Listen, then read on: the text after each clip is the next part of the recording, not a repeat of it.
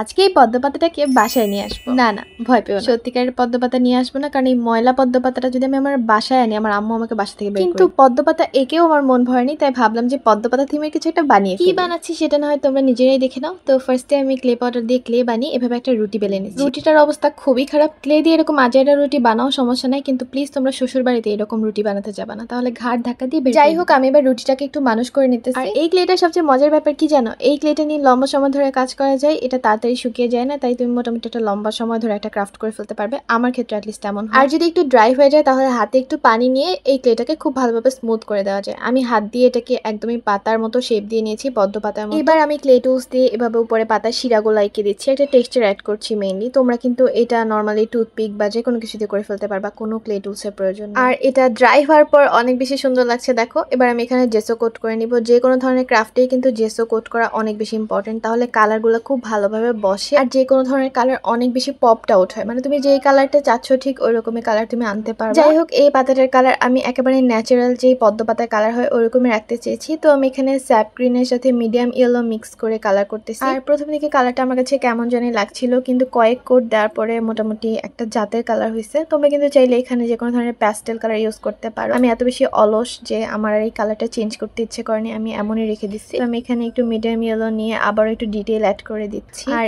এবার আমি একটু গ্রিন কালার নিয়ে আবারও শিরা উপশিরাগুলো তার একটু ডিটেল অ্যাড করে দিচ্ছি। মানে যতই চেষ্টা করতেছি এটাকে সুন্দর এটা। যাই হোক, আমার আর এত ধৈর্য নাই, আমি এখানে ভার্নিশ করে দিচ্ছি। একবারে কালার শেষ হওয়ার পরে আমি ভার্নিশ করে দিচ্ছি, আমি এত অধৈর্য হয়ে। কিন্তু ভার্নিশ করার পর দেখো খারাপ লাগতেছে না, ভালোই লাগছে। একটু সিনেম্যাটিক শট নিয়ে নিই, কারণ বেচারা যতই বৃষ্টি হোক একটা সিনেম্যাটিক শট তো সে ডিজার্ভ করে, তাই না?